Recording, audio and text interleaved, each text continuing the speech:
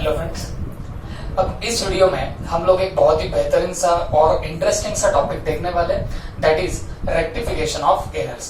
ठीक है, देखो बच्चों, ये टॉपिक आपने कहीं ना कहीं 11th में पढ़ा होगा, ऐसा मैं प्रिज्यूम करके चल रहा हूँ। ओके, हाँ, डेफिनेटली हम लोग वो काम नहीं करेंगे कि 11 में हुआ है तो चलो फटाफट निकल गए, डेफिनेटली ऐसा कुछ नहीं करेंगे। हम लोग वैसे पूरा डिटेल में देखेंगे, क्योंकि I know very well 11th आपने थोड़ी बहुत मजे में ही निकाली होगी। ओके, तो जो भी होगा तो हम लोग ये टॉपिक पूरा डिटेल में देखेंगे।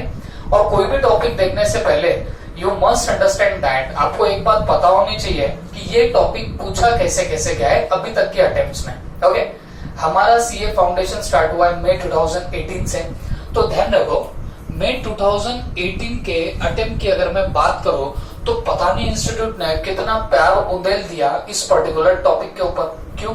देखो, ये मई 2018 में इस पे ऑलरेडी एक क्वेश्चन आ गया था 4 मार्क का।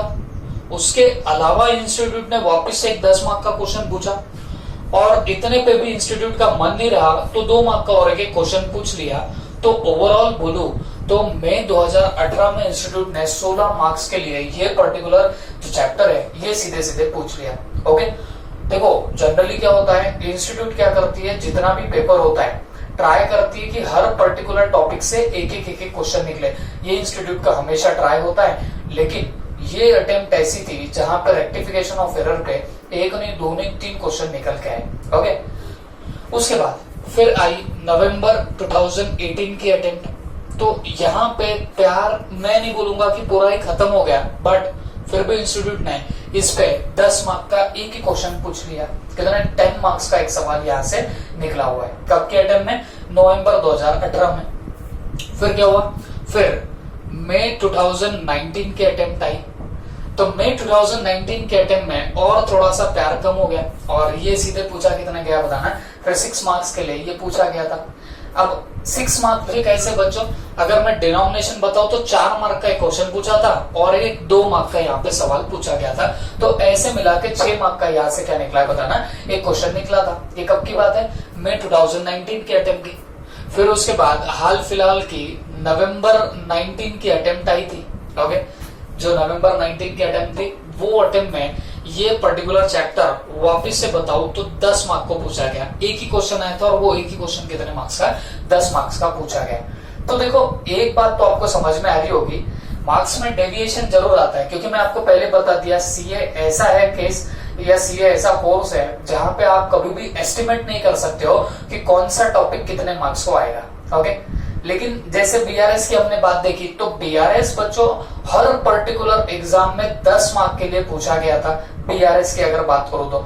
फिर उसके पहले हमने capital expenditure and revenue expenditure देखा था, वो हर अटेम्प्ट में 2 मार्क्स के लिए पूछा गया है। ठीक है, वैसे रेक्टिफिकेशन ऑफ एरर है, इसके मार्क डेविएट होते जरूर है, लेकिन एक बात तो पक्की है, ये चैप्टर ढंग से कर लो आपकी झोली खाली नहीं रहेगी। बात समझ में आ गई आपको? देखो, ये चैप्टर जो है मार्क्स तो दिला के जाएगा, बोले तो जाएगा। और दूसरी बात कैसे, सिंपल टॉपिक है और डेफिनेटली क्या करेगा, ये मार्क आपको अर्न करा के देगा। वैसे बाकी सारे भी टॉपिक सिंपल सी है, ऐसा कुछ नहीं कुछ कोई चीज डिफिकल्ट होती है या कुछ, लेकिन इतनी बात है कि ये पढ़ाई इजी गोइंग में क्या हो जाएगा, टॉपिक कंप्लीट हो जाएगा। बात समझ में आ गई आपको? ओके, तो फिर अगर देखा जाए तो आपको समझ ही रहा होगा कि इस चैप्टर में काफी सारा वेटेज छुपा हुआ है। ओके, तो ये चैप्टर भी हमको क्या करना है बताना है, अब हमारे पूरे जेब में डालना पड़ेगा। ओके, तो इस चैप्टर की अब हम लोग थोड़ी सी शुरुआत करते हैं। तो शुरुआत करते वक्त मैं आपको एक ही बात थोड़ी सी बताना चाहूंगा। क्या? ये जो चैप्टर था ये जनरली हमारे कंप्यूटराइज अकाउंटिंग होने के पहले काफी रिलेवेंस रखता था। बात समझ रहे हो आप लोग? अभी आप लोग अब कंप्यूटराइज अकाउंटिंग करते हो, तो ये कंप्यूटराइज अकाउंटिंग आने के पहले ये पर्टिकुलर टॉपिक काफी सारा वेटेज रखता था, मतलब प्रैक्टिकल लाइफ में भी।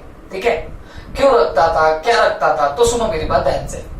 देखो बच्चों, बुक कीपिंग एंड अकाउंटेंसी ये बहुत भारी काम होता है, आपको पता है। ये जो अकाउंटिंग करना वगैरह, ये मुनीम लोग वगैरह जो होते हैं, तो ये नॉर्मली क्या करते बताना, ये ऐसी अकाउंटिंग वगैरह करते हैं या करते थे, आज भी करते हैं, लेकिन आज ज्यादातर आपको काय पे दिखेगा बताना, कंप्यूटराइज दिखेगा। ठीक है, तो ये लोग पहले अकाउंटिंग वगैरह किया करते थे। और बच्चों, ये जब एंट्रीज वगैरह मारते थे तो लेट से कोई उन्होंने घपला कर दिया है ना, कोई एंट्री इधर उधर कर दी या फिर काय में कुछ गलती कर दी या मिस्टेक कर दी। तो ये लोगों के पास में वो ऑप्शन नहीं था कि चलो लगाया व्हाइटनर उसके ऊपर और जो राइट वाली एंट्री है या जो राइट वाली चीज आनी चाहिए वो वहां पे लिख दिया। ऐसा वो लोग नहीं कर पाते थे। बात समझ में आ रही है आपको? तो होता क्या था, ये लोग जो थे ये जनरली अपनी गलतियों को रेक्टिफाई करने के लिए, अपनी मिस्टेक्स को रेक्टिफाई करने के लिए, अपने एरर्स को रेक्टिफाई करने के लिए कुछ काउंटर एंट्रीज मारा करते थे, कुछ एक दूसरी एंट्रीज मारा करते थे।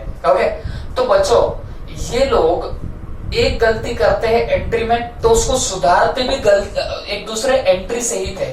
बोलने का मतलब क्या हुआ, गलती की है एंट्री में तो उसको व्हाइटनर लगा के या ओवर राइटिंग करके वो लोग कभी सुधारते नहीं थे, रेक्टिफाई नहीं करते थे, बल्कि उसको क्या करते थे बताना है, एक और एंट्री मार के उसको रेक्टिफाई कर दिया करते थे। आप पूछेंगे सर ऐसा क्या लॉजिक था इसके पीछे, तो मैं आपको लॉजिक भी बता दूं बच्चों। होता क्या था, अब ये आपको भी पता होगा, नॉर्मली ये लोग जो अकाउंटिंग करते थे तो ये वो लाल बुक में किया करते थे, बही खाते बोलते हैं उसको अगर नॉर्मल लैंग्वेज में बोलूं तो वो लाल बुक में ये लोग क्या करते थे, मेंटेनेंस करते थे। अब बहुत सारे हमारे एक्ट्स है, जैसे इनकम टैक्स एक्ट है। ओके, आपको पता है ये जो आप लोग इनकम वगैरह अर्न करते हो तो उसमें बाद में क्या लग जाता है, इनकम टैक्स लगता है।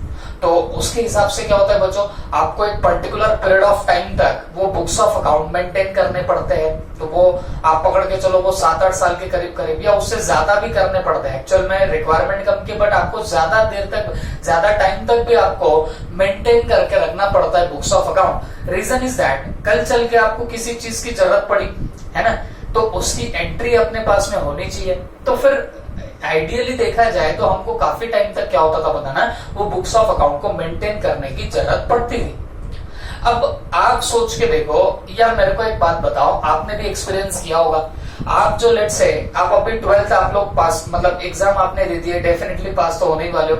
तो मान लीजिए आप अभी आपके 12th के जो पुराने रजिस्टर है वो आप लोग खोल के देखो क्या होता है, कैसे लगता है आप बताना। आपके जो अभी अभी आपने फाउंडेशन के लिए जो बुक्स वगैरह बनाई होगी वो और जो आपके पुराने रजिस्टर है वो दोनों को कंपेयर करके देखो, आपको क्या फर्क दिखेगा। फर्क ये दिखेगा बच्चों, वो पेजेस जो होते हैं वो एकदम पतले हो गए होंगे, जो आपने पेन से लिखा होगा वो थोड़ा सा फैल गया होगा। ओके, और फिर उसमें भी अगर आपने ओवर राइटिंग करी होंगी, जान लगा के ओवर राइटिंग करी होंगी, वो तो फिर देखने का काम नहीं है। बात समझ में आ रही है आपको? तो बोलने का मतलब क्या हुआ, अगर तुम्हारा एक साल में पेपर का क्वालिटी इतना बेकार हो सकता है, इतना आपकी हैंडराइटिंग फैल सकती है, तो आप सोच के देखो जब आपको 7 to 8 इयर्स तक अगर वो बुक्स ऑफ अकाउंट मेंटेन करने हैं और उसमें अगर आप लोग ऐसी ओवर राइटिंग करते बैठो तो आपको नहीं लगता कि वो रीडेबल नहीं होगा आफ्टर 7 और 8 ईयर। 7 और 8 इयर्स की बात तो कहां बच्चों, 1-2 ही साल में क्या हो जाएगा बताना, वो रीडेबल फॉर्मेट में दिखने नहीं लगेगा। बात समझ में आ रही है? तो इसके लिए ये जो पुराने लोग हुआ करते थे ये कभी भी ओवर राइटिंग नहीं करते थे। ओके, तो इन्होंने डिसाइड किया कि भाई एंट्री में कुछ गलती हुई है तो हम क्या करेंगे, एक दूसरी एंट्री मारेंगे और उसके थ्रू वो गलती को रेक्टिफाई कर देंगे, ना कि उसके ऊपर ओवर राइटिंग करेंगे। बात समझ में आ रही है आपको? तो बच्चों यहीं से रेक्टिफिकेशन ऑफ एरर की प्रोसेस का जनरेशन हुआ और यहीं से आपको मैं बताऊंगा ये चैप्टर का रिलेवेंस बढ़ने लग गया। क्यों? क्योंकि ये एंट्री में जो गलती कर रहे हैं उसको ये रेक्टिफाई तो कर रहे हैं, लेकिन by way of what, entry के ही थ्रू कर रहे हैं। बात समझ में आ रही है आपको? तो फिर उस टाइम तक भी क्या होता था बताना, ये पर्टिकुलर चैप्टर काफी वेटेज रखता था, काफी इंपॉर्टेंट हुआ करता था। ओके, हाँ, लेकिन फिर over the period of time computer आ गया। अब कंप्यूटर में तो वो प्रॉब्लम ही नहीं रही, कौन सी वाली ओवर राइटिंग करने की या कुछ करने की। एंट्री गलत हुई वो फटक से आपने डिलीट मार दिया, या फिर उसके अंदर एडिट तो होता ही है। आपने जाके अकाउंट का, मान लो आपने राम के जगह श्याम को डेबिट कर दिया तो आप क्या करेंगे बताना, शाम को आगे राम कर दोगे। क्या बड़ी बात है उसमें? बात समझ में आ रही है आपको? तो एडिट करना is not difficult in your computer era, इसमें कोई डिफिकल्टी नहीं आती। तो फिर इस चैप्टर का एज सच अब रिलेवेंस उतना नहीं रहा। हाँ, लेकिन मैं एक बात बताऊंगा बॉस, अगर आपको अच्छा सीए बनना होगा तो आपको मैं बता देता हूँ, अगर अकाउंटिंग में मास्टर बनना है तो आपको 2 चैप्टर बहुत जबरदस्त आने चाहिए। एक तो बीआरएस अच्छे से आना चाहिए और दूसरा रेक्टिफिकेशन ऑफ एरर बहुत अच्छे से आना चाहिए। डेफिनेटली बाकी के सब चैप्टर्स आपके लिए जरूरी है, आने ही चाहिए, लेकिन अगर आपको आपके बेसिक्स एकदम अच्छे करने हैं और आपको एंट्री घुमाना सीखना है तो ये तो चैप्टर मैं बोलूंगा काफी इंपॉर्टेंट रहेगा, क्योंकि यहाँ पे आप लोग एंट्री बनाना सीखोगे, एंट्री को टेढ़ा मेढ़ा करना सीखोगे, कोई गलती हुई तो उसको कैसे रेक्टिफाई करना वो सीखोगे। तो ये अपने आप में आप पकड़ के चलो अच्छा सीए होने की निशानी आपके ऊपर क्रिएट करने वाला है। ओके, तो ये चैप्टर में इसके लिए भी इंस्टीट्यूट क्या करता है, बड़ा सा प्यार उंडेलता है, ज्यादा मार्क्स के लिए पूछा जाता है। क्यों? रीजन इज वेरी सिंपल, मैं बताता हूँ आपको। आप जब बाद में फ्यूचर में जब आप आपका मान लो आर्टिकलशिप वगैरह करोगे after passing your intermediate exam, तो आप देखना एंट्रियों में बहुत खेलना पड़ता है बॉस। जब आपको एडजस्टमेंट्स करनी है तो एंट्रीज इधर उधर करनी पड़ती है, तो कौन सी एंट्री का इफेक्ट कहां जाएगा ये अगर आपके दिमाग में पक्का है तो आप फटाफट एडजस्टमेंट कर पाओगे। बात समझ में आ रही है? तो इसके लिए मैं बोलता हूं कि ये चैप्टर जो रहेगा वो ज्यादा इंपॉर्टेंट रहेगा। ओके, तो मैंने आपको बता दिया कि पुराने जमाने में ये ऐसे सब कुछ हुआ करता था, तो दैट्स व्हाई वो लोग रेक्टिफिकेशन ऑफ एरर करते थे, रेक्टिफाइड एंट्री पास करते थे, ना कि ओवरराइटिंग करते थे। ठीक है, तो हमको बस वैसे ही सीखना पड़ेगा। क्लियर हो गई बात सबको? ओके, चैप्टर का नाम क्या है? चैप्टर का नाम है रेक्टिफिकेशन ऑफ एरर्स। एरर का रेक्टिफिकेशन हम लोग यहाँ पे सीखने वाले। ओके, तो बच्चों एक बात तो सीधी है, हम गलतियां सुधारना सीख रहे हैं ना, तो सबसे पहले ये तो हमको समझना पड़ेगा कि गलतियां एग्जैक्टली होती क्या है। ओके, अकाउंटिंग जब कर रहे हो तो मिस्टेक क्या क्या हो रही है, एरर्स क्या क्या हो रहे हैं, वो सबसे पहले आपको पता होना चाहिए। उसके बाद हम लोग क्या कर सकते बताना, उसको सुधारना कैसे वो हम लोग देख सकते हैं। लेकिन उसके पहले मैं आपको एक पॉइंट पे आपका फोकस लाना चाहूंगा। देखो बच्चों, ये जो 2 मार्क का सवाल यहाँ ये 2 अटेम्प्ट में जो 2 मार्क का मैंने यहाँ पे सवाल डाला है, ये एग्जैक्टली कौन सा है? अगर तुमको याद होगा तो मैंने तुमको अकाउंट का पेपर पैटर्न बताया था। ओके, तो पेपर पैटर्न का मैंने देखो एकदम पहले वीडियो बनाया था, एकदम स्टार्ट में जब अपन ने स्टार्ट ही किया था, जब ये ऑनलाइन ये यूट्यूब से क्लास लेना, उस टाइम को मैंने आपको बताया था कि अकाउंट का पेपर पैटर्न कैसा होता है।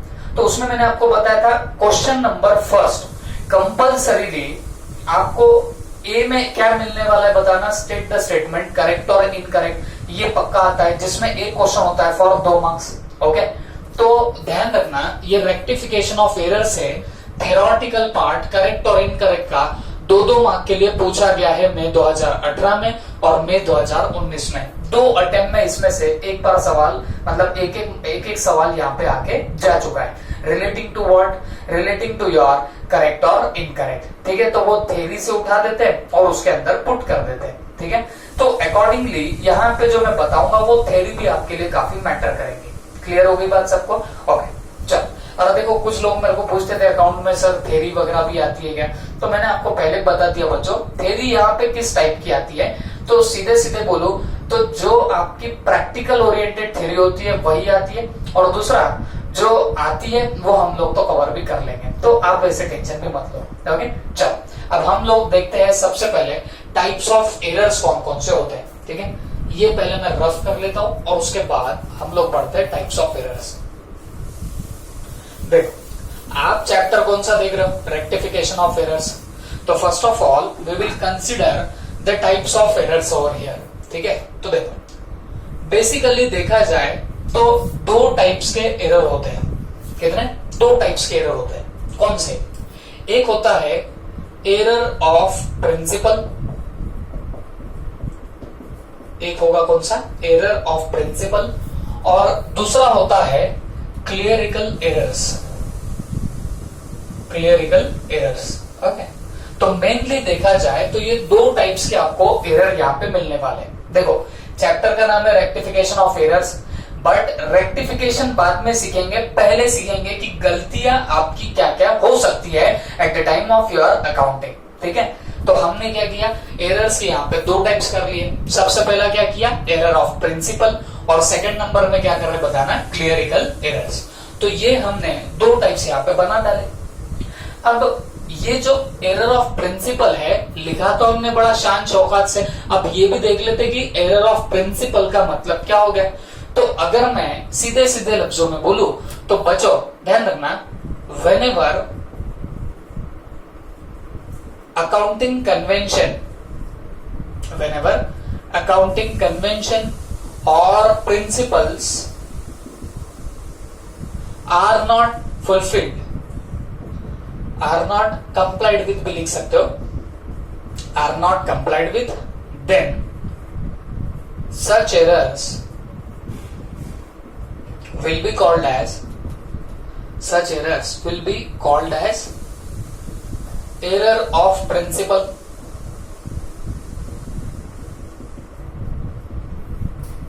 Such errors will be called as what? Error of principle. ठीक है, चलो प्लीज ध्यान से सुनना। देखो जो भी आपके अकाउंटिंग के प्रिंसिपल्स होते हैं, ठीक है, वो प्रिंसिपल्स, वो कन्वेंशंस, अब ये कन्वेंशन प्रिंसिपल क्या होते हैं हम लोग ये जैसे चैप्टर निपटेगा उसके बाद में उसी पे जाएंगे, ठीक है। तो जो आपके प्रिंसिपल्स होते हैं, कन्वेंशंस होते हैं, अगर मान लीजिए वो फुलफिल ना हो, वो कंप्लाइड विद ना हो, तो ऐसे एरर्स को हम लोग क्या बोलने वाले? Errors of principle. इसको हमको क्या नाम देना है? एरर ऑफ प्रिंसिपल, ठीक है। जैसे एग्जांपल के लिए बोलो, capital expenditure, capital expenditure treated as revenue expenditure. जैसे क्या? कैपिटल एक्सपेंडिचर को क्या ट्रीट कर लेना? रेवेन्यू एक्सपेंडिचर ट्रीट कर लेना। आई होप आपको ये सब याद होगा, हमने ये भी टॉपिक कंप्लीट कर लिया है। देखो काफी सारे स्टूडेंट्स बहुत लेट ज्वाइन हुए अपने क्लास को, तो अगर उनका ये कैपिटल एक्सपेंडिचर और रेवेन्यू एक्सपेंडिचर का ये चैप्टर नहीं हुआ है, ये टॉपिक नहीं हुआ है, तो वो लोग या तो मुझको बता दो, या फिर आप सीधे सीधे मेरे चैनल पे जाओगे तो आपको एकदम नीचे जो है, नीचे आपको इसके 3 लेक्चर्स मिलेंगे। एक लेक्चर में इसका मैंने बेसिक इंट्रो दिया है, और 2 लेक्चर्स में मैंने इसके क्वेश्चन एंड आंसर लिए, ठीक है। तो क्वेश्चन एंड आंसर के लिए अगर आपके पास में नोट्स नहीं होंगे तो मेरे को बता देना, लेकिन ये एक पर्टिकुलर छोटा सा टॉपिक हमने किया है, वो भी आप लोग कंप्लीट कर लेना, ठीक है। चलो अब यहाँ पे बात क्या चल रही है कि एरर ऑफ प्रिंसिपल क्या होता है? जब आपके अकाउंटिंग के कन्वेंशन और प्रिंसिपल कंप्लाइड ना हो तो उसको हम लोग क्या बोलने वाले? Error of principle. That will be called as what? Your error of principle, ठीक है। जैसे एग्जांपल के लिए क्या दिया? Capital expenditure treated as revenue expenditure. चलो फटाफट थोड़ा सा याद करने की कोशिश करो। कैपिटल एक्सपेंडिचर आपके एग्जैक्टली क्या होते हैं? The expenditure which are done non recurringly, है ना, जो नॉन रिकरिंग इन नेचर होते हैं, जो आप लोग बार बार नहीं करते, उसको आप लोग क्या बोलोगे? Capital expenditure. और हमने क्या बोला था? जो प्रोडक्टिव कैपेसिटी इंक्रीज करने के लिए किया जाता है उसको भी क्या बोलते हैं? Capital expenditure. अच्छा, उसके अलावा हमने क्या देखा? जो रेवेन्यू जनरेटिंग कैपेसिटी इंक्रीज करेगा उसको भी हम लोग क्या बोलते बताना है? Capital expenditure. तो इन शॉर्ट अगर आपको मैं बोलूं तो कैपिटल एक्सपेंडिचर के हम लोगों ने काफी सारे वहां पे पॉइंट्स देख के रखे थे। इसके अलावा कोई असेट को पुट टू यूज करने तक का जो भी एक्सपेंडिचर होगा उसको भी आप लोग क्या बोलते हो बताना है? कैपिटल एक्सपेंडिचर बोलते हो। आई होप आपको सब याद आ रहा होगा। ओके, नहीं भी आ रहा होगा तो आप फटाफट जाके आपकी या तो बुक खोल सकते हो या तो वो लेक्चर देख सकते हो। लेक्चर भी बहुत काफी बड़ा नहीं है बच्चों, 30-40 मिनट का वो लेक्चर है। ओके, तो आपको रिवीजन करने तो आप फटाफट वहां से कर सकते हो। तो वो होता है कैपिटल एक्सपेंडिचर। और रेवेन्यू एक्सपेंडिचर क्या होता है? जो नॉन रिकरिंग इन नेचर है, जो बार बार आपको नहीं करना पड़े, तो उसको हम लोग क्या बोलने वाले? Revenue expenditure. जिससे कोई प्रोडक्टिव कैपेसिटी बढ़ती है क्या? नहीं। जिससे कोई रेवेन्यू जनरेटिंग कैपेसिटी बढ़ती है क्या? नहीं।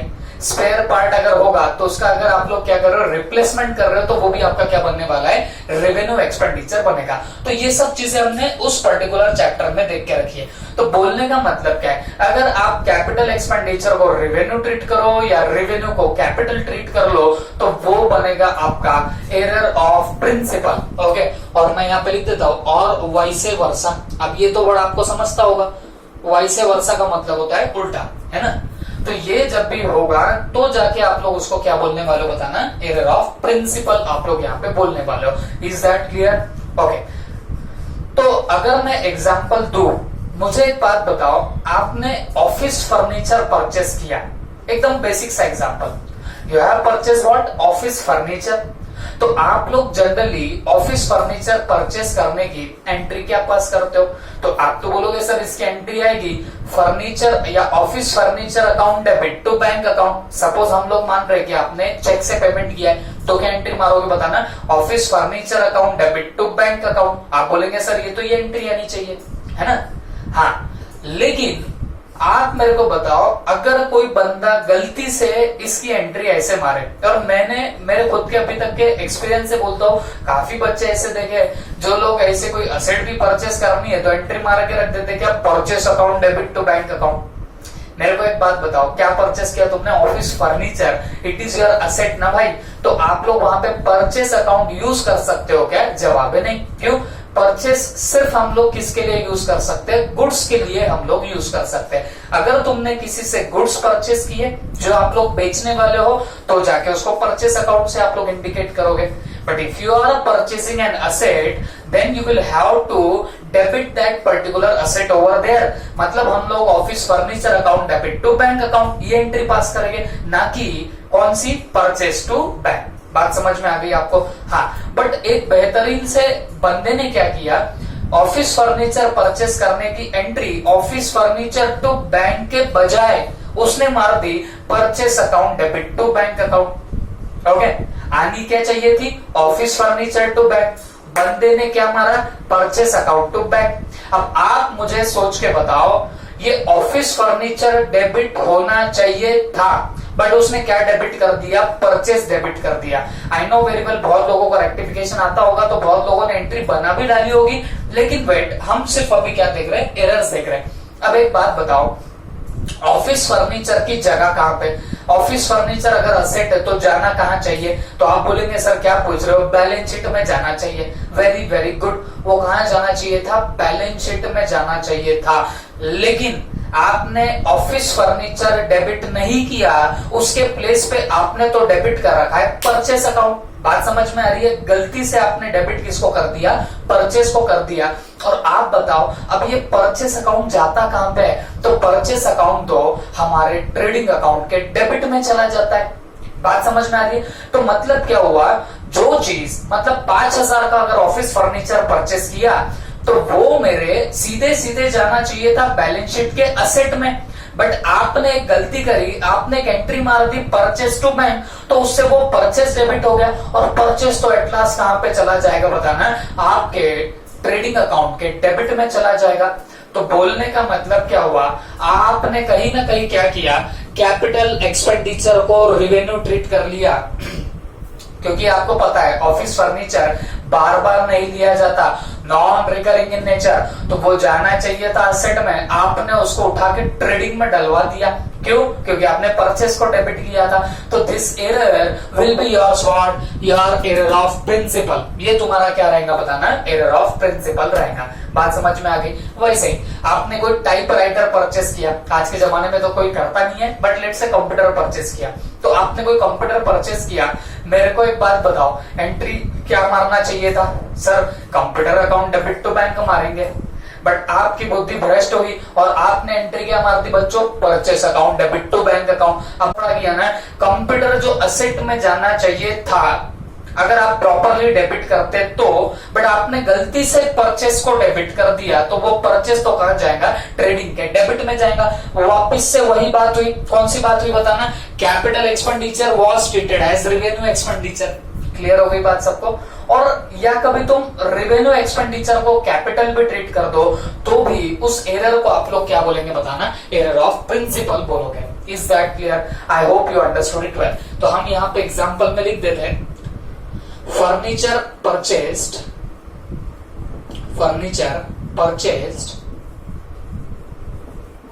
but debited to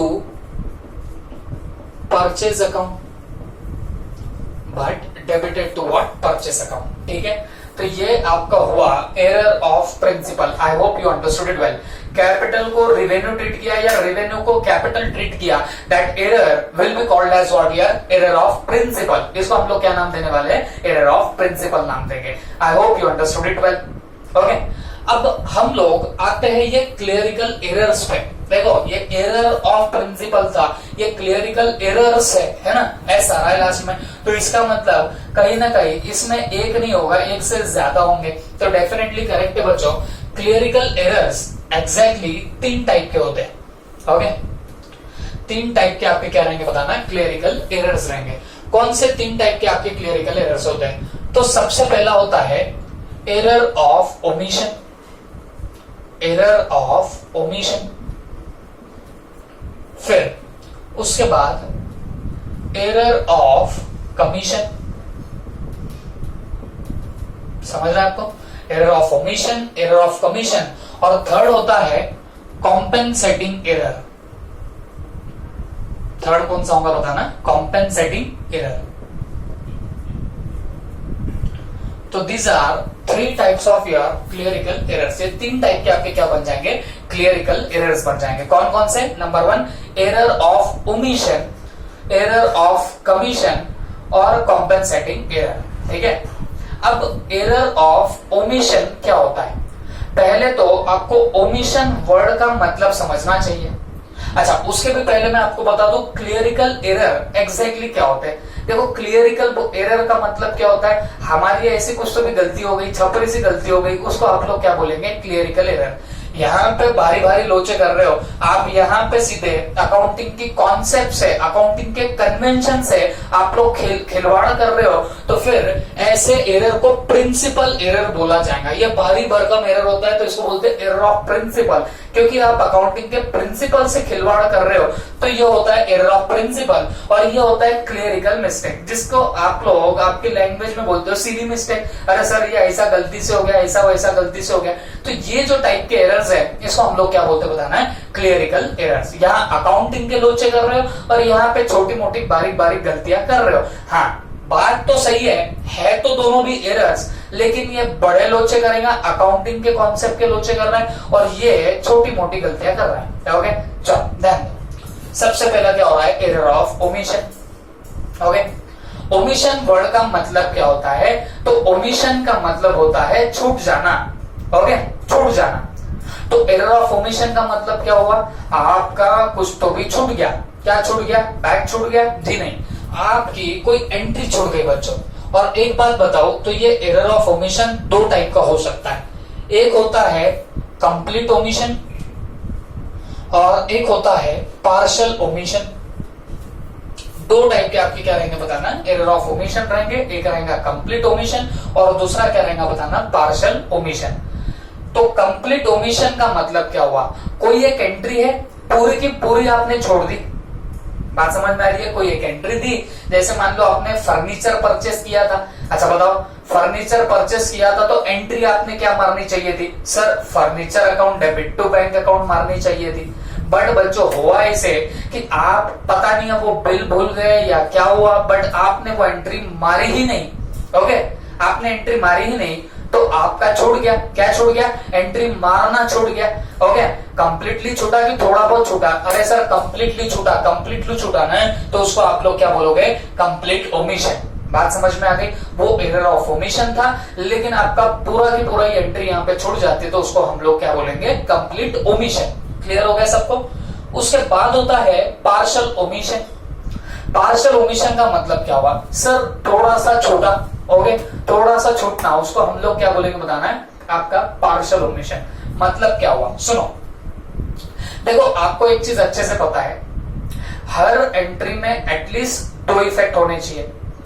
आप बोलेंगे सर 3 भी हो सकते हैं ना, हाँ तो मैंने क्या बोला, एटलीस्ट 2 होने चाहिए ना। तो आपके हर एंट्री में 2 इफेक्ट होने चाहिए एटलीस्ट, एक डेबिट और दूसरा क्रेडिट होना चाहिए। ये बात समझते सबको। अब एक बात समझो, आपने अगर कोई एंट्री में एक इफेक्ट नहीं दिया, कोई एंट्री का अगर एक इफेक्ट नहीं हुआ आपका, तो इसको क्या बोला जाएगा, पार्शियल ओमिशन बोला जाएगा। आप बोलेंगे सर ऐसा तो कभी होता नहीं है, मान लो फर्नीचर परचेस किया, हम ऐसा थोड़ी एडे जैसा करेंगे, फर्नीचर अकाउंट डेबिट ही करके रखेंगे, और टू कैश भी तो करेंगे ना, टू बैंक भी तो करेंगे ना हम लोग। इतना तो हमको समझता है, इतनी तो हमने अकाउंटिंग करी है, तो हमको आ जाता है। बात सही है बच्चों, बट कंप्लीट ओमिशन डेफिनेटली आप एंट्री लेवल पे तो नहीं कर सकते हो गफला। मतलब कभी भी, अब ये तो बच्चे को पता होता है, जब अकाउंट में आप लोग आते हो तो आपको पता है, तो एक डेबिट होता है तो एक अकाउंट क्रेडिट होना ही चाहिए, तो वहां आप लोग गफले नहीं करते हो। बट एक बात मेरे को दिल पे हाथ रख के बताओ, जब आप लेजर पोस्टिंग करते हो तो लेजर पोस्टिंग कैसे की जाती है, मेरे को एक बात बताओ। यहाँ पे फर्नीचर अकाउंट डेबिट टू आप लोग बैंक अकाउंट एंट्री, तो आई नो वो उधर का उधर समझ जाती है, तो यहाँ पे एक आधा इफेक्ट छूटना काफी मुश्किल होता है, कोई छोड़ता नहीं है इफेक्ट, इतनी बात पक्की है। बट जब आप इसकी लेजर पोस्टिंग करते हो तो आपको भी पता है, एक बनता है फर्नीचर अकाउंट, एक बनता है बैंक अकाउंट, सही है क्या? एक बनेगा फर्नीचर अकाउंट, एक बनेगा आपका बैंक अकाउंट। तो जनरली लेजर पोस्टिंग कैसे होती है?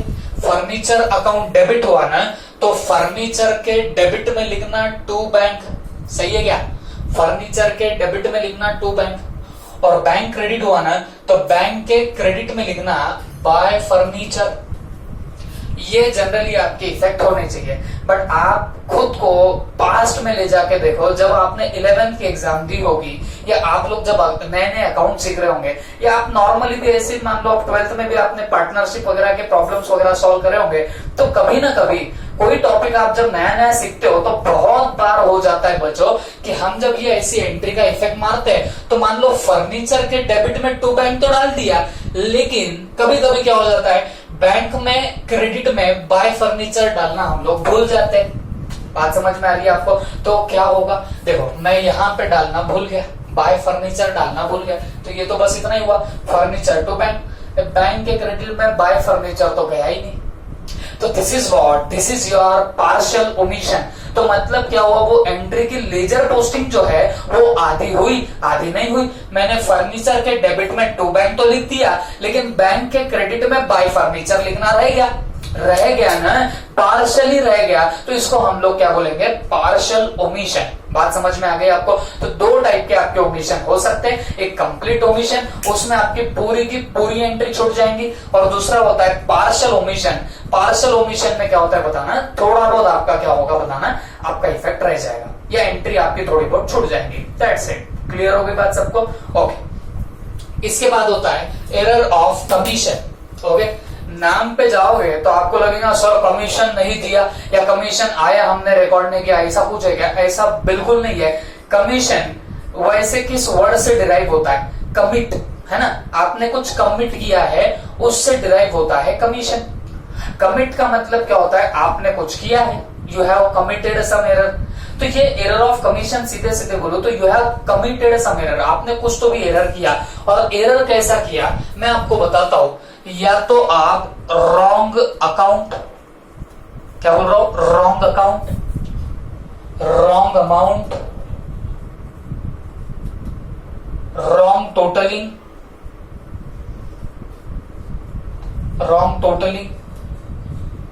Wrong balancing. ओके, तो आप जो ऐसी येड़ी मेड़ी गलतियां करते हो, तो ये सारे की सारे क्या के अंदर आ जाते बच्चों, एरर ऑफ कमीशन के अंदर आती है। Okay, wrong account. अब जैसे मान लीजिए आपको मनी मिली है राम से, ओके, तो आपने एंट्री क्या मारना चाहिए? सर हमने तो एंट्री मारना चाहिए cash account debit to Ram account. क्यों? पैसा आया, इसके लिए कैश डेबिट किया। हाँ, किससे आया? राम से आया, राम इज गिवर, इसके लिए राम को क्या कर दिया? क्रेडिट कर दिया। एंट्री क्या बनी? Cash account debit to Ram account. ठीक है, पता नहीं क्या हुआ, आपका दिमाग घुमा, आपने एंट्री क्या मारी? Cash account debit to Shyam account. बात समझ में आ गई आपको? ओरिजिनल एक्चुअल एंट्री क्या आनी चाहिए थी? Cash account debit to Ram account, but आपने क्या कर दिया? Cash account debit to Shyam कर दिया, पता नहीं किस खुशी में कर दिया। लेकिन अगर आपको समझ रहा होगा तो आपने गलती करी है, आपने रॉन्ग अकाउंट में एंट्री मार दी है ना। तो ये जो रॉन्ग अकाउंट होता है, ये होता है एरर ऑफ कमीशन। मतलब आपने अकाउंट में घपला किया तो वो आपका क्या कहलाएगा? एरर ऑफ कमीशन कहलाएगा। Is that clear? This is called as nothing but your error of commission. तो जो भी एरर ऑफ कमीशन होगा तो उसमें तो बहुत सारी चीजें आती है, wrong account, wrong amount, wrong totalling, wrong balancing, ये सब आपके एरर ऑफ कमीशन में आएंगे। रॉन्ग अमाउंट क्या है? मान लीजिए आपको अमाउंट मिली है 5,000 रुपए मिले, बट हमारा कैशियर जो था वो उतावला था, उसने क्या किया? 5,000 में 50,000 की एंट्री मार दी, 5,000 के प्लेस पे 50,000 की एंट्री मारी। तो आपको नहीं लगता यहाँ पे उसकी अमाउंट गलत हुई है ना? तो दिस इज रॉन्ग अमाउंट। तो रॉन्ग अमाउंट भी आपका क्या बनने वाला है? एरर ऑफ कमीशन बनने वाला है। Is that clear? फिर उसके बाद आगे क्या दिख रहा है? रॉन्ग टोटलिंग, है ना।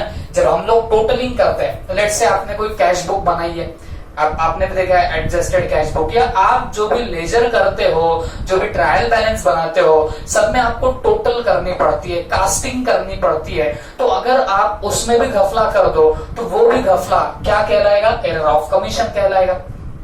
रॉन्ग बैलेंसिंग, बैलेंसिंग क्या होता है? डेबिट की टोटल ले रहे, क्रेडिट की टोटल ले रहे, दोनों का डिफरेंस ले रहे, वो क्या हो जाता है? बैलेंसिंग होता है। तो बैलेंसिंग में भी अगर आप गलती कर रहे हो तो वो भी आपका एरर ऑफ कमीशन रहेगा।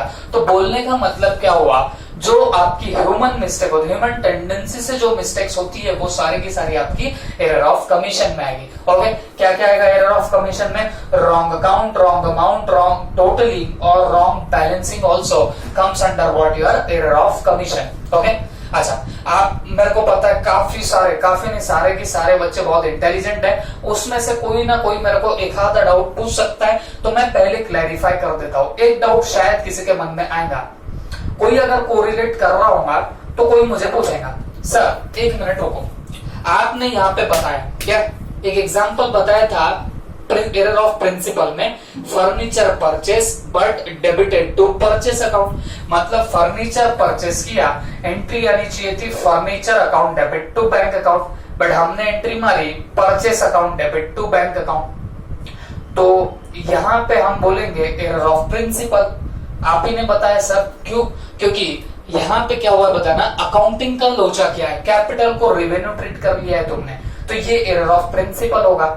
तो आप में से कई सारे स्मार्ट बच्चे मेरे को पूछेंगे, सर वो फर्नीचर डेबिट होने के बजाय परचेस अकाउंट डेबिट हुआ है, तो इसका मतलब ये तो रॉन्ग अकाउंट भी तो है, ये रॉन्ग अकाउंट भी तो हुआ, तो ये एरर ऑफ कमीशन भी हो सकता है।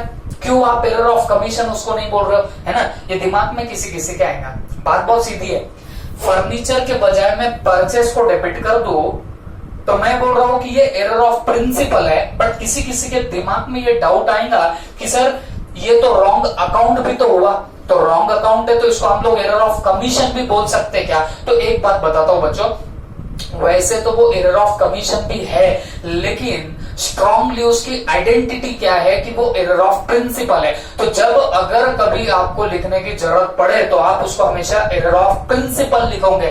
डेफिनेटली वहां पे अकाउंट गलत है, मैं खुद बोल रहा हूं कि वो एरर ऑफ कमीशन भी रहेगा, लेकिन उसके अंदर स्ट्रॉन्ग आइडेंटिटी किसकी है बताना, इस पर्टिकुलर पार्ट की, क्योंकि वहां पे डेफिनेटली अकाउंट तो गलत हुआ है, वो तो बहुत छोटी सी बात है रे, लेकिन आपने वहां पे उससे बड़ा ब्लंडर कर दिया, आपने अकाउंटिंग के प्रिंसिपल से खिलवाड़ कर दिया, तो वो आपका मेन आइडेंटिटी कौन से रखेगा बताना, वो एरर ऑफ प्रिंसिपल की आइडेंटिटी रखेगा।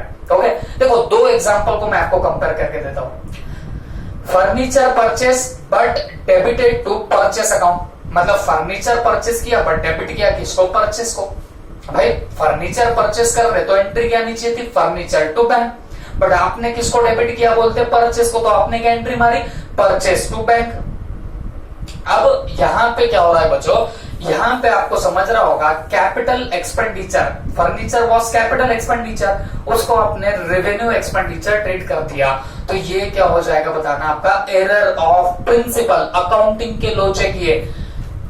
डेफिनेटली यहां पे रॉन्ग अकाउंट तो जरूर आया, फर्नीचर के बजाय परचेज डेबिट हो गया, रॉन्ग अकाउंट जरूर है, एरर ऑफ कमीशन जरूर है, बट वो उससे भी बढ़ के क्या है बताना, उससे भी बढ़ के वो तो एरर ऑफ प्रिंसिपल है, क्योंकि वहां अकाउंट के लोचे हुए, उसके अपोजिट। ओके, दूसरा एक एग्जांपल देखो, आपको फटाक से फर्क समझ में आएगा। अब जैसे मैं अभी बोल रहा था आपको, अमाउंट रिसीव्ड फ्रॉम राम ₹5000, आपको पैसे मिले किससे, राम से, कितने मिले, 5000। बोलो एंट्री क्या मारोगे, सर पैसा आया cash bank account debit to Ram account, Ram को क्रेडिट कर देंगे, क्यों, Ram is the giver here, है ना, देने वाले को क्रेडिट कर दिया, कैश बैंक टू आपने क्या कर दिया, राम कर दिया। ये आपकी ओरिजिनल एंट्री आनी चाहिए थी, ये आना चाहिए था, बट देखो आप लोगों ने एंट्री क्या मार दी, आप लोगों ने एंट्री मारी cash bank account debit to Shyam account, क्या एंट्री मारी आपने, cash bank account debit to Shyam account. अब मुझे एक बात बताओ, कहा राम को क्रेडिट होना था और कहा श्याम को आपने क्रेडिट कर दिया। ओके, अब आप मेरे को बताओ, यहां पे भी रॉन्ग अकाउंट तो है। ओके, यहां देखोगे राम को क्रेडिट होना था तो वहां आपने श्याम को क्रेडिट कर दिया, तो यहां पे अगर देखा जाए तो रॉन्ग अकाउंट जरूर है, लेकिन क्या इसको आप एरर ऑफ प्रिंसिपल बोल सकते हो? क्या एरर ऑफ प्रिंसिपल है? क्या अकाउंटिंग के कुछ लोचे किए? कि आपने तो जवाब है बिल्कुल नहीं, ये तो भाई राम नाम का बंदा था, हमने श्याम को कर दिया, इसमें कौन सा अकाउंट का प्रॉब्लम हुआ? अकाउंट में बोला है क्या कि भाई नहीं राम बोले तो अलग कॉन्सेप्ट होती है, श्याम बोले तो कुछ अलग कॉन्सेप्ट? कॉन्सेप्ट कुछ नहीं है बॉस, आपको समझना चाहिए कि अगर मैं एरर ऑफ प्रिंसिपल की बात कर रहा हूं तो अगर मेरे अकाउंटिंग के कन्वेंशन, अकाउंटिंग के प्रिंसिपल्स, उनके साथ में खिलवाड़ हो रही है तो वो एरर ऑफ प्रिंसिपल बनेगा, नहीं तो फिर आपका क्या बना रहेगा? एरर ऑफ कमीशन बना रहेगा। ओके, तो वो बात बता दो, एरर ऑफ प्रिंसिपल में कहीं ना कहीं रॉन्ग अकाउंट जरूर आएगा, हर बार आएगा, लेकिन उसको उतने के ऊपर से आप एरर ऑफ कमीशन मत बोल देना। ओके, देखो इतना स्ट्रेस देके इसके लिए बोल रहा हूं क्योंकि रीजन क्या है, मैंने आपको जैसे बताया इस पे एक क्वेश्चन सीधे रेक्टिफिकेशन की एंट्रीज मारने का आता है। ओके, और एक question state the statement correct और इनकरेक्ट में आया हुआ है। मैंने जैसे बताया वो 2-2 मार्क के 2 बार सवाल पूछे गए, तो वो करेक्ट और इनकरेक्ट के पूछे गए हैं। तो उसमें वो तो ऐसे उठा के डाल देगा, furniture purchase but debited to purchase account is error of commission. उसने ऐसा डाल दिया कि भाई फर्नीचर परचेज किया बट आपने तो डेबिट कर दिया परचेज को, और वो खुद ही बोलता है कि ये एरर ऑफ कमीशन है। आप बोलेंगे हाँ सर फर्नीचर को डेबिट करना था तो परचेज को डेबिट कर दिया, रॉन्ग अकाउंट है, तो ये हाँ बराबर एरर ऑफ कमीशन है। और आप अगर करेक्ट लिख के आओगे तो आपके मार्क कटेंगे। क्यों कटेंगे? क्योंकि वो डेफिनेटली रॉन्ग अकाउंट का प्रॉब्लम है, मैं भी डिनाई नहीं कर रहा हूं, लेकिन उससे बढ़ के वो क्या है बताना, उससे बढ़ के वो एरर ऑफ प्रिंसिपल है। क्यों? क्योंकि आपने कैपिटल एक्सपेंडिचर को रेवेन्यू ट्रीट कर दिया, बैलेंस शीट के आइटम को उठा के दे मारा कहां पे? Trading and profit and loss account में, तो वो एरर ऑफ प्रिंसिपल होगा, अकाउंटिंग के लोच है। तो वहां पे आपको क्या लिखना पड़ेगा? This statement is incorrect, it is not error of commission but it is error of principle. बात समझ में आ रही है आपको? तो ये 2 मार्क के वो करेक्ट इनकरेक्ट में यहां से सवाल आने की प्रोबेबिलिटी काफी होती है, तो इसके लिए आपको ये वाली चीज थोड़ी सी केयरफुली करनी पड़ेगी। आई hope you understood it well. ठीक है, तो देखो क्लियरिकल एरर्स में देखा error of omission, error of commission, compensating error. Error of omission में देख लिया कंप्लीट और पार्शियल, और एरर ऑफ कमीशन में क्या देखा? Wrong account, wrong amount, wrong totalling और रॉन्ग बैलेंसिंग। ये चारों के चारों कहां पे जाएंगे? आपके एरर ऑफ कमीशन में जाएंगे। आई hope you understood it well, है ना। लास्ट में आता है कॉम्पेंसेटिंग एरर। देखो नाम से क्या समझ रहा है? Compensating error. तो इसका मतलब क्या होता है? प्लीज ध्यान से सुनना। जब एक एरर का इफेक्ट दूसरे एरर का इफेक्ट नलीफाई कर दे, एक एरर हुआ दूसरा एरर हुआ, लेकिन इन दोनों एरर से इफेक्ट नलीफाई हो जाता है, तो इसको क्या बोलते हैं? कॉम्पेंसेटिंग एरर बोलते हैं। इसको क्या बोलेंगे बताना है? कॉम्पेंसेटिंग एरर बोलते हैं। क्लियर हो गया तुमको? नहीं, चलो प्लीज ध्यान से सुनो। देखो अब बच्चों मान लीजिए आपको एक बंदे से पैसे मिले, ठीक है, एक बंदे से पैसे मिले, लेट से राम से आपको पैसे मिले। कितने पैसे मिले आपको? मान लीजिए 2000। तो आपने एंट्री क्या मारनी चाहिए बताना? आपने एंट्री मारनी चाहिए थी cash account debit to Ram account. बोलो कितने की आनी चाहिए? 2000 की एंट्री आनी चाहिए। बट आपने गलती से क्या कर दिया? राम को क्रेडिट कर दिया 3000 से। आपने गलती से राम को क्रेडिट कितने से कर दिया? 3000 से क्रेडिट कर दिया। बात समझ में आ गई आपको? ओके, अब इसके बाद क्या हुआ? इसके बाद शाम से पैसे आए। इसके बाद किससे पैसे आए? शाम से पैसे आए। कितने पैसे आए? शाम से पैसे आए 4000। ओके, तो आपने एंट्री क्या मारनी चाहिए? कैश अकाउंट डेबिट कितना? 4000। कितना? 4000। लेकिन आपने टू शाम तो किया, लेकिन कितने से किया? ये भी 3000 से किया। ये भी कितने से किया बताना? 3000 से किया। बात समझ में आ गई आपको? एक बात सिंपली बताओ, आपने 2 बार गलती करी है। देखो कैश जब 2000 आई थी राम से, तो आपने राम को क्रेडिट किया 3000। शाम से जब 4000 आए, तब आपने शाम को भी 3000 से क्या कर दिया? क्रेडिट कर दिया। ओके, आप मुझे एक बात बताओ, आप अगर ये दोनों एंट्री का डेबिट और क्रेडिट अब देखोगे तो आपको समझ में आएगा कि ये मैच हो चुका है। कैसे मैच हो चुका है? देखो, कैश आपको तब 2000 आई और यहाँ पे 4000 आई, तो टोटल कैश कितनी आई बताना? 6000 की। टोटल कैश कितने आई बताना? 6000 की। तो डेबिट टोटल कितने का है बताना? 6000 का डेबिट है। ओके, और क्रेडिट यहाँ पे 3000 और 3000, ये भी कितने का क्रेडिट हो गया बताना? 6000 का। अब डेफिनेटली ये एंट्रीज में तो ये मैच नहीं कर रहा है, ये एंट्रीज में ये मैच नहीं कर रहा है, लेकिन जब मैं ये फिगर उठा के ट्रायल बैलेंस में लेके जाऊंगा तो आपको पता है ट्रायल बैलेंस में तो सिर्फ दो ही कॉलम होते हैं ना, एक डेबिट और एक क्रेडिट। तो वहां कैश तो बराबर डेबिट में 4 और 2 6 दिखेंगी, और क्रेडिट में राम दिखेगा 3 से, श्याम दिखेगा 3 से, बट वो भी तो 6000 आ जाएगा। एट लास्ट ट्रायल बैलेंस तो आपका क्या होने वाला है? टैली होने वाला है। बात समझ में आ रही है आपको? ट्रायल बैलेंस तो मेरा क्या हो गया? टैली हो गया। तो बोलने का मतलब क्या हुआ? जब दो एरर ऐसे होते हैं जिससे वो आपस की जो गलतियों का इफेक्ट होता है वो नलीफाई कर देते हैं, तो वैसे एरर्स को आप लोग क्या बोलेंगे? Compensating error. हमारे अगर प्रैक्टिकल लाइफ में बोलूं तो ऐसे बहुत कम एरर दिख रहे, रेयरली आपको ऐसे एरर दिखाई देंगे। लेकिन भाई देखो, एरर कितने कितने टाइप के हो सकते हैं इसका हम लोग डिस्कशन कर रहे हैं, तो है ना पॉसिबिलिटी ऐसे भी एरर होने की, तो हमने क्या कर दिया? वो भी वहां पे डाल दिया। कंफर्टेबल है सब लोग? ओके, तो this is all about your types of error here. Okay, तो चलो फटाफट हम लोग एक बार देख लेते कि हमने टाइप्स ऑफ एरर में क्या क्या देखा। चलो याद करो, हमने 2 पार्ट किए। 2 पार्ट में क्या किया बताना? हमने सबसे पहला किया हमने एरर ऑफ प्रिंसिपल, और दूसरा कौन सा किया? Clerical errors. Error of principle क्या बोला? जब अकाउंटिंग के कन्वेंशन फॉलो नहीं कर रहे हो तो फिर जाके क्या हो जाएगा? उसको एरर ऑफ प्रिंसिपल बोला जाएगा। एग्जांपल, कैपिटल एक्सपेंडिचर को रेवेन्यू ट्रीट किया या रेवेन्यू को कैपिटल ट्रीट किया, दोनों भी क्या हो जाएंगे? आपके कैपिटल एक्सपेंडिचर माने, सॉरी, दोनों भी आपके एरर ऑफ प्रिंसिपल माने जाएंगे। Example, office furniture purchase but debited to purchase account. तो जहां ऑफिस फर्नीचर को डेबिट करना था वहां पे आपने परचेस को डेबिट कर दिया, तो ये आपका क्या बनेगा बताना? एरर ऑफ प्रिंसिपल बनेगा। क्लियर हो गई बात? अच्छा, फिर सेकेंडली मेरे को बताओ क्लियरिकल एरर। क्लियरिकल एरर्स में आप लोग क्या क्या डालोगे? सबसे पहला था एरर ऑफ ओमिशन। ओमिशन का मतलब क्या होता है? छूटना। तो ये 2 पार्ट के हो सकते हैं, एक तो कंप्लीट ओमिशन, दूसरा पार्शियल ओमिशन। कंप्लीट ओमिशन कब होगा बताना? जब पूरा के पूरा ही छूट गया। ओके, पार्शियल ओमिशन कब होगा बताना? जब एक आधा इफेक्ट छूट गया। उसके बाद था एरर ऑफ कमीशन। तो कमीशन के एरर को मैंने क्या बताया? Wrong amount, wrong account, wrong totalling and wrong balancing. ये सब एरर्स को आप लोग क्या बोलने वाले बताना? Error of commission. ठीक है, फिर उसके बाद में कॉम्पेंसेटिंग एरर। 2 एरर्स है, दोनों ने अपने एरर्स का क्या कर दिया? इफेक्ट जो था वो नलीफाई कर दिया, तो उसको आप लोग क्या बोलने वाले हो? Compensating error. हमारे पूरे चैप्टर में बोलो तो ये बहुत ज्यादा कुछ आपको दिखेगा भी नहीं, कुछ नहीं, और रियल लाइफ में भी आपको नहीं दिखेगा, बट फिर भी आप लोग क्या करना? ध्यान में रख लेना। Okay, this is all about your types of error. और अगले लेक्चर से हम लोग फिर हमारा ये प्रैक्टिकल भी ये चैप्टर हम लोग शुरू करेंगे। इसकी थ्योरी इंपॉर्टेंट है, ये जो लिखा रहा हूं काफी इंपॉर्टेंट है, क्योंकि जैसे बता रहा हूं वो करेक्ट और इनकरेक्ट का एक क्वेश्चन तो डेफिनेटली ये पूरे थियोरेटिकल पार्ट से निकल ही जाता है। Okay, thank you.